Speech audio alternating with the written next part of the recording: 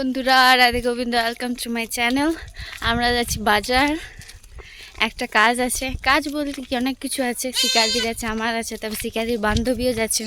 তো এখন আইটে আইটে আমরা যাচ্ছি, অনেক লেট হয়ে গেছে। শিকারির বান্ধবী পৌঁছেই গেছে মোড়, আর আমরা এখন ঘর থেকে বার হলি। তো চলো মোড়ে যাই, দেখা এ টোটো।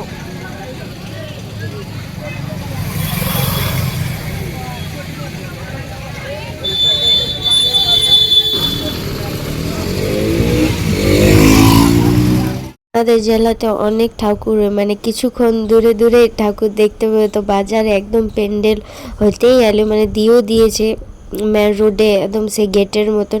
আর সুন্দর সুন্দর গেট করেছে, কিন্তু পেছন দিক থেকে দেখাতে ছিল না, পরের বার দেখতে পাবে। আমি লাস্টে নিয়েছি ক্লিপটা। আর এই যে গলি চলে এসেছি, কাপড় গলি। আর সেদিন এত ভিড় ছিল। এটা হচ্ছে কালের ব্লগ। কাল বাজার গেছিলাম, সেটা মানে এই মাসে অনেক বাজার গেছি শিকাদি আর আমি। মানে জিনিস আনতেই গেছি, শিকাদি সেলাই আর আমাদের কিছু কিছু রয়ে যেতেছিলো, আমরা বলি যাই আর যাবো না, অনেকবার গেছি টুকটাক জিনিসের জন্যে। তো এত ভিড় ছিল না, আর কদিন বাকি আছে পূজা আসতে। তা আমি বললাম ভিডিও করে লি আর আসতে পারি কি না। তারপর কানেরগুলো দেখলাম, এই কানেরগুলো সব 50 টাকা, মানে একটা 50 টাকা। নাহলে অন্য স্টোরে যাবে না, দেখবে 80-90 টাকা তো নেবে কে। আর এখানে বড় বড় কানেরগুলো ছিল, আমি ভাবলাম একটু বেশি দাম হবে, কিন্তু এখানে সেল বসেছে 50 টাকা। তারপর ওই দিকে বসেছিলাম 30 টাকা সেল। আর এত সুন্দর সুন্দর কানেরগুলো ছিল, তো নিয়ে নিলাম, 2 জোড়া নিলাম। রেড কালারের একটা নিলাম, আর একটা নিউ, মানে সেবার এসেছিলাম তখনও নিয়েছিলাম, কিন্তু ভিডিও করা হয়নি। রাতে গিয়েছিলাম বৌদির সাথে, শিকাদির সাথে গিয়েছিলাম, সেদিনই দেখেছি সেল বসেছিল বলে। তো সেদিন ভিডিও করার মতন অবস্থা ছিল না, তার জন্য ভিডিও করতে পারি নাই। আর সব দিকে ভিড়েই ভিড়। আর কাপড় জামা তো নেবে কে, আর একদম দুর্গাপূজা কাছে চলে এসেছে। তো দেখতে থাকো ব্লগটা, আরও আছে। আমরা হাট বাজার করবো সেটার, তখন বাজার পুরো ভিড়। যারা বাজার করে না তারা করে নাও। তারপর আমি আর শিকাদি ঘড়ি কিনেছিলাম সেদিন, কিন্তু ফিটিং করাতে ভুলে গেছিলাম। তো এখানে ফিটিং করাতে এলাম, তো এখানে চশমাগুলো ভালো ছিল। তো ক্লিপ নিয়ে এলে, জিজ্ঞাসা করলাম ভিডিও করবো, তো বলছে করো। বলি ঠিক আছে, করলাম ভিডিও। আর ফিটিংও করাই নিলাম ঘড়িটা ভালো। মানে আমরা সেদিন ঘড়িটা নিয়েছিলাম তো একদম তাড়াহুড়োতে ফিটিং করাতে ভুলেই গিয়েছিলাম। নাহলে ওইখানে হয়তো ফ্রি করে দিত ফিটিং, নাহলে 2-10 টাকা তো এখানে একটু বেশি নিয়ে নিল। আর এই যে শিকারদের বান্ধবী আমাদের সাথে এসেছে, ড্রেস কিনলো শিকাদির বান্ধবী। শিকাদিও একটা টপ নিল, আমি কিছু নিই, জাস্ট ফিটিং করাতে এসেছিলাম। আর ওই কানে নিলাম। এই যে এই ঘড়িটা সেদিন নিয়েছি, আরেকটা নিয়েছি, ওটা পরতে পারছি তো খুলতে পারছি না, আর পরে নিয়ে উপর খোলার মতন অবস্থা নেই। শিকাদিও খুলতে লাগছে, আমিও পাচ্ছি না। মনে করে বললো ঘড়ি পরতে হয় না। তো দেখছো কত লাইন, টোটো, বেশি টোটোতে ভিড় হয়েছে, টোটোগুলো জাম হয়ে গেছে। মেন মানে বাজারটা ঢুকে যাচ্ছে না, এখন তো টোটো ঢুকতে দিবার এলো মেন বাজারে। আর আমরা হাইটে যাচ্ছি, এরপর যাচ্ছি হাট। শিকাদি সবজি নেবে, তো শিকাদির বান্ধবীও সবজি নেবে। এখানে একদম মানে সবজিগুলো ভালো পাওয়া, একদম ফ্রেশ সবজি পায়। দেখবে দমের দাম।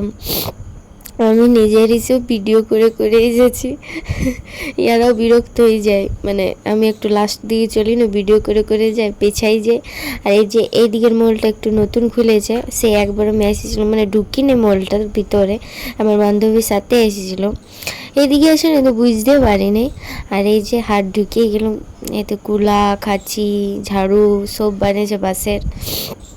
অনেক কষ্ট করে বলি, এত সুন্দর সুন্দর জিনিস হয়। তারপরে কিছু দূর যাই পর আমি আঞ্জির নিলাম পুচুর জন্যে।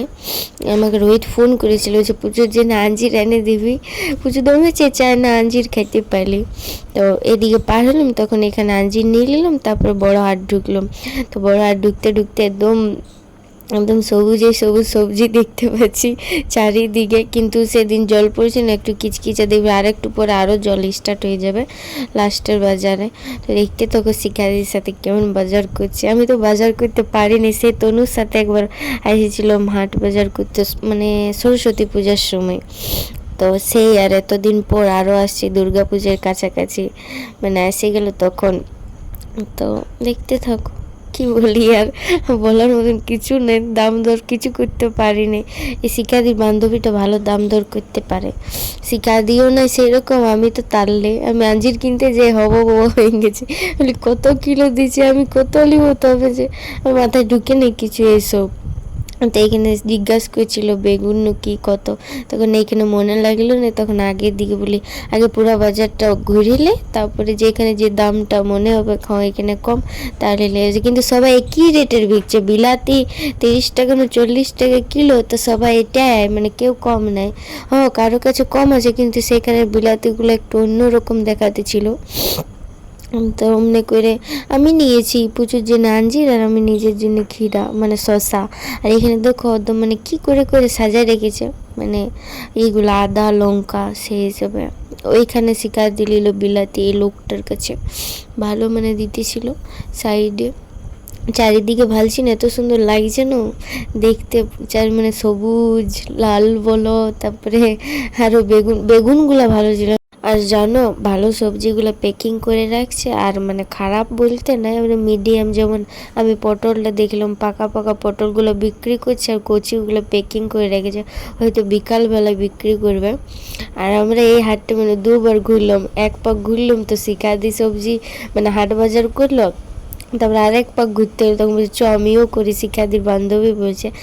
আর এখানে সবজির বীজ পাওয়াতে ছিল, তো আমি ভুল করে লাউয়ের বীজটাকে কুমড়ার বীজ বলে দিয়েছিলাম, তখন শিকাদির বান্ধবী বলে দিয়েছে এটা লাউ, ওটা আমি বলবো। তারপরে ওই দিকে করেছিল এই কি বলে কুমড়ার বীজ। আর এখানে সব মশলাপাতি পাওয়াতে ছিল লাইন বাই লাইন।